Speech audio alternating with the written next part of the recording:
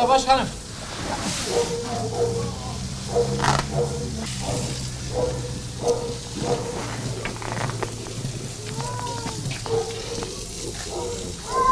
Sakın oldu ha şeyin. Lanet canlı sakın oldu ha. Önüne brandalarına.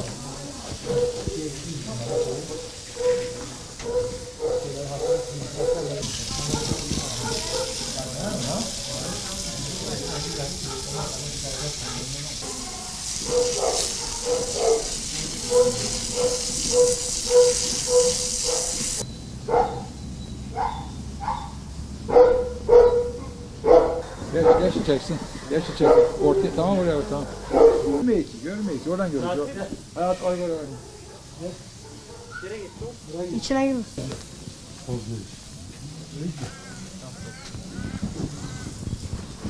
Tam böyle çek.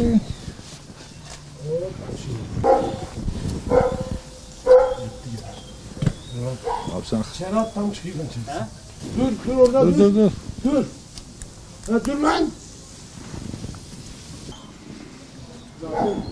Sen çek.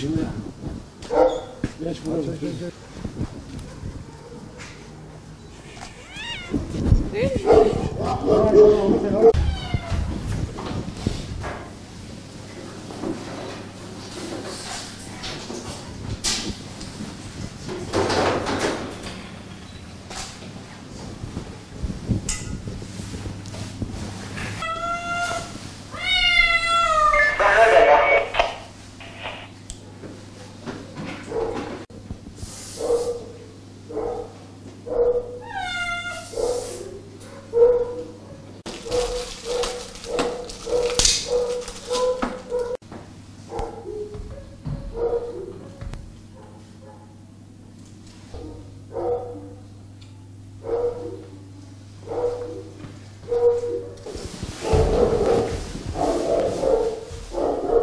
Yüzü görürsün kendini.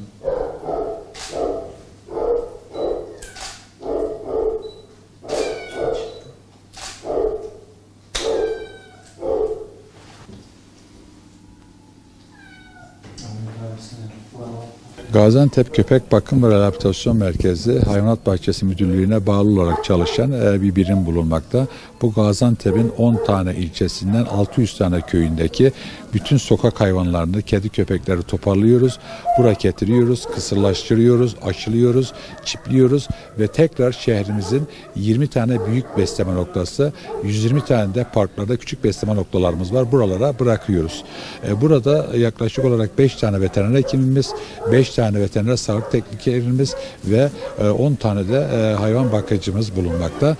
Bunlar sürekli burada hayvanların tedavilerini ve bakımlarını yapmakta.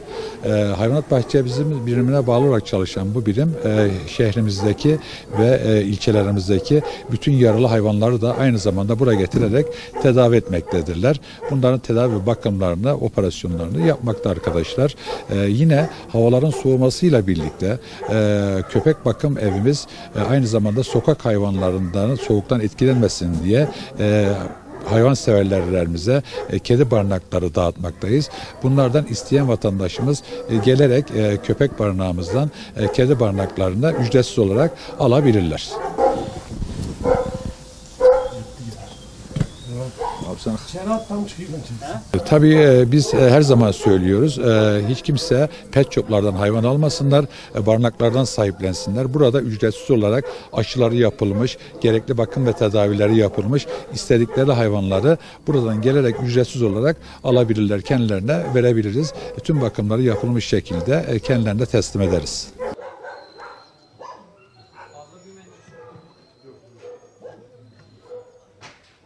2018 yılında yaklaşık olarak biz 11.250 tane sokak kedisi ve köpeğini toparladık. Buraya getirdik, kısırlaştırdık, aşıladık, gerekli bakımlarını yapmış bulunmaktayız.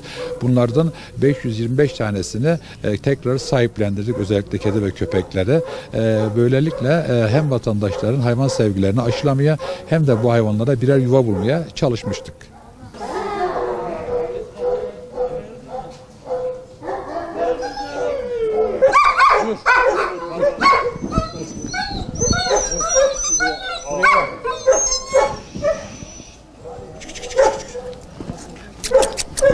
Bak.